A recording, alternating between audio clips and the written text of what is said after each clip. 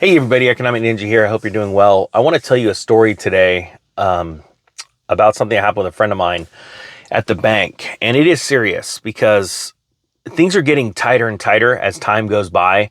We're seeing all kinds of issues, banking issues in America, where people are trying to get out money and they cannot get money out. And this friend of mine does not trust banks at all, which I don't blame him. And before I start this story, I want to give you a little definition of a bank bail-in as opposed to a bank bailout, and we're going to talk about it. It says a bank bail-in helps a financial institution on the brink of failure by requiring the cancellation of debts owed to creditors and depositors.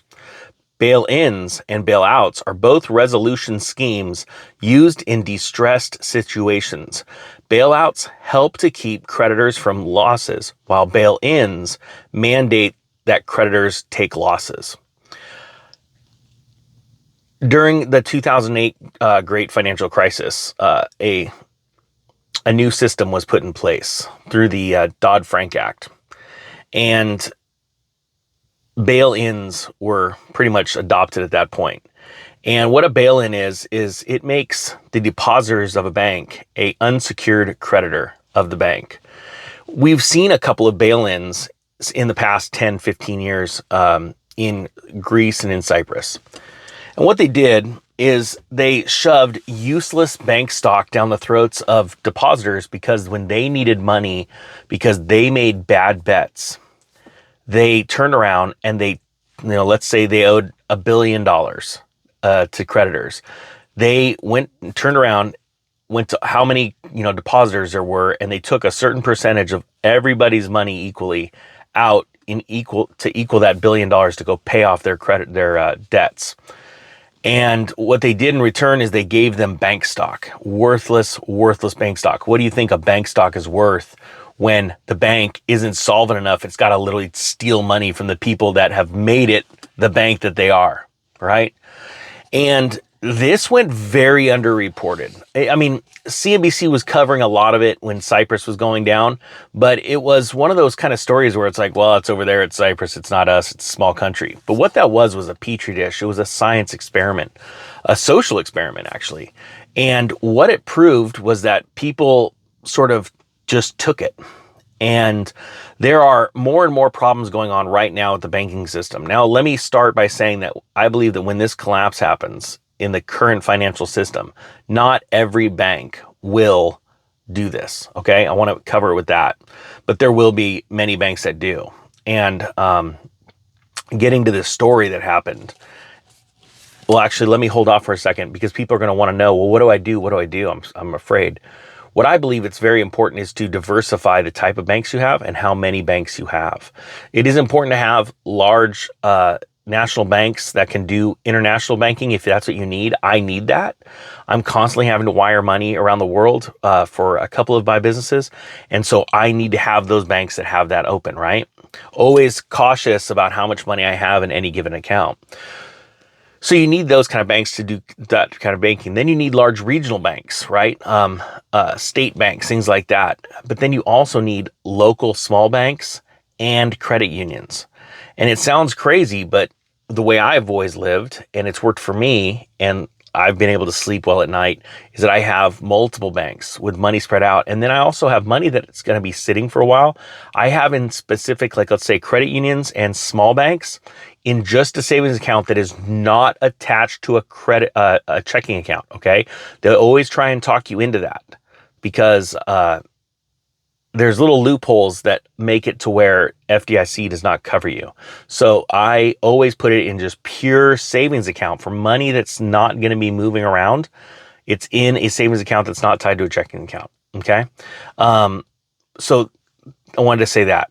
Now getting into the story, this gentleman that I know, I'm very close to, called me yesterday and said, you're never going to believe what happened. Now this gentleman, on a regular basis, almost monthly or bi-monthly, goes down to the bank and pulls cash out because he doesn't trust his bank at all. He doesn't trust any banks. And I don't blame him. He's been doing research on the banking system for the last 10 years and has said, he's a precious metals guy. He understands the value of real wealth, and fiat currency is not it for him. He's been expecting inflation just like I have. So he went to the bank the other day. Now he's always getting harassed by the bank. They're always wanting to file a SARS report, and and he's just very clear with them. He says, "Look, I just don't trust the banks. That's my reason for taking the money out." And he said the other day was very interesting. It was different, and there's been times where they haven't had as much cash before. That's normal, but and he'd order it, so that they'd make sure that they have it, when he comes, because it was a pretty regular thing. He goes down the other day, and his normal branch in his town says, "Look, you cannot take out more than $5,000 at a time now. And you can only do it twice a month." He's like, "What are you talking about? Like, I've never seen this before." And then they said, "And not only that, we don't have the $5,000. We've only got $4,000. So he said, "Give me the $4,000. So he goes and gets the $4,000. He goes down a town over and goes to another branch. They come in and they go, "Okay, what do you want to do?" And he's like, "I want to pull money out." And they said, "Okay, well," and he explains, "I just went to this other branch. They said I couldn't pull more than 5 out. So what's the deal? Can I not come and pull out 5 here?" And they go, "Well, you've already gotten 4." And he goes, "Yeah." And they go, "No, we could do it. But we want to tell you, this isn't like a normal thing." They were trying to work with him, but they're trying to clamp down. And he said, "But what if I wanted more than that?" And they said, "Look, even if we have the money, we won't give it to you. All we're going to do is give you your allotted $5,000. Now, this is in America. This is actually happening right now. And he asked the teller, and the teller went and got the manager. "I want to know if this is a bank policy or if this is a branch policy. Like, is this a larger policy? What is going on here?" And I think it's very important that people understand where they are with this world right now and its financial system. We are looking at the barrel of a CBDC, a central bank digital currency. They are trying to make cash very hard to get a hold of, to spend. I was also told by this gentleman that he was told, but we haven't verified it yet. And please put down in the comment section if you've heard this, is if you pull out large sums of cash, they're going to charge you for it. They said they haven't worked on that yet, but it looks like, and I've heard rumors about that before.